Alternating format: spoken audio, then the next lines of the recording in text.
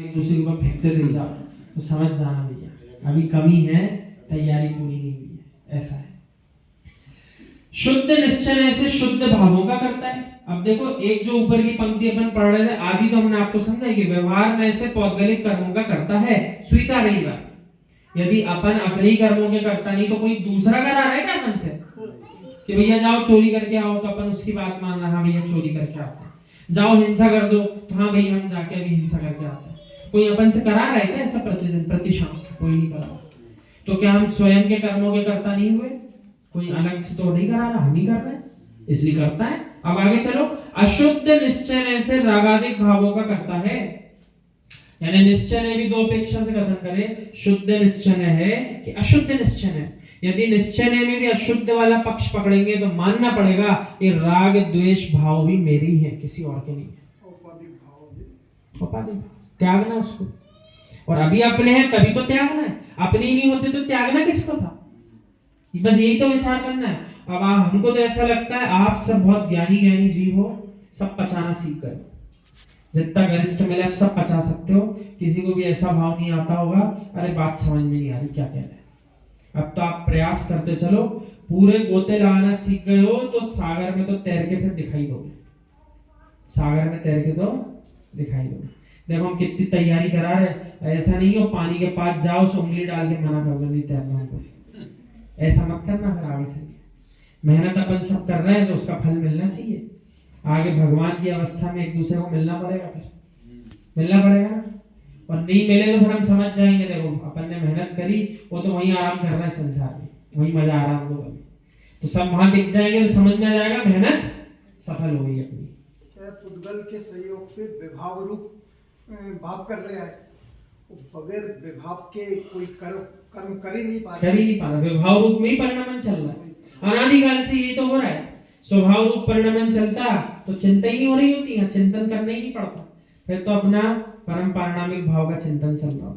लेकिन अनादिकाल से वैसा चिंतन नहीं किया, विभाव भाव में चिंतन किया, इसलिए स्वभाव भाव को जान नहीं पाए, और नहीं जान पाए तो देखो गोते खा रहे हैं। आत्मानुशासन जी की प्रस्तावना इतनी सुंदर है, हम क्या बताएं आपको। आत्मानुशासन जी ग्रंथ है आचार्य गुणभद्र स्वामी जी का, बहुत ही प्राचीन अपना ग्रंथ है, और नाम ही कितना सुंदर, आत्मानुशासन, आत्मा रूपी अनुशासन, आत्मा रूपी अनुशासन। अब आप जब सार पढ़ लोगे इस शब्द का ही तो ही समझ जाओगे कि ग्रंथ कितना गहरा होगा। उसकी प्रस्तावना इतनी लंबी चौड़ी लिखी है पूर्वाचार्यों ने, और बड़े बड़े उसमें सिद्धांत उसमें समाविष्ट किए हैं, तो सुनकर भी इतना आनंद आता है कि वाह क्या बातें लिखी है।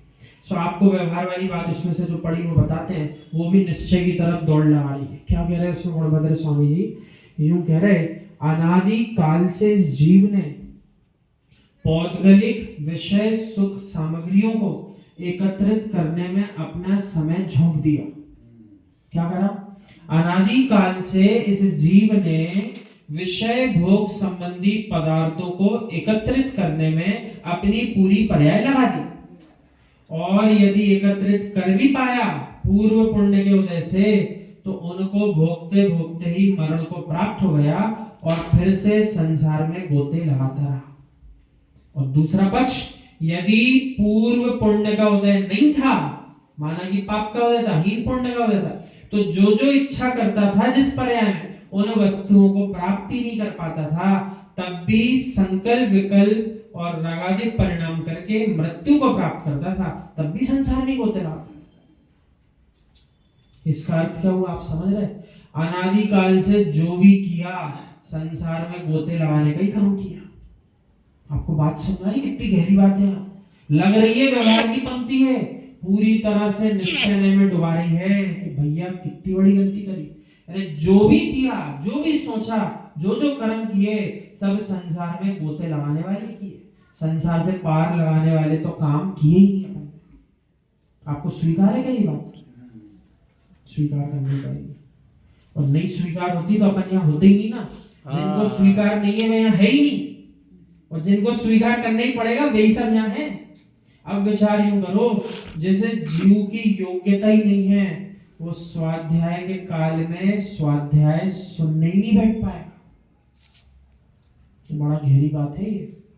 माना कि कोई करा भी रहा है, कोई पढ़ भी रहा है मंदिर जी में, और उसको सुनने का मौका आ गया, वो अपने क्रियाकलाप को बंद करके चलता बनेगा, लेकिन सुनेगा नहीं। ये पहचान है कि अभी सत्य धर्म समझने का इसका समय नहीं आया। तो क्रियाएं तो कर रहा है आनंदित होकर, अच्छी बात है, पुण्य बांध रहा है, लेकिन अभी उससे ही पूछ लो, पुण्य भी छोड़ना पड़ेगा कि पुण्य को ही कमाने में जीवन निकालना पड़ेगा? ये बात वो नहीं बता पाएगा। आप बता पा रहे हो तो ये सब, वो तो आप लोग बोल रहे हो, वो थोड़ी बोल पाएगा। यदि वो समझता होता, तो यदि जाने भी वाला होता तो रुक जाता कि 2 बातें सुन के जाऊंगा, 2 बातें सुन के जाऊंगा, लेकिन वो बिना सुने जा रहा है। इसका अर्थ ही है अभी संसार में जो गोते लगा रहा है उसी में उसको आनंद आ रहा है।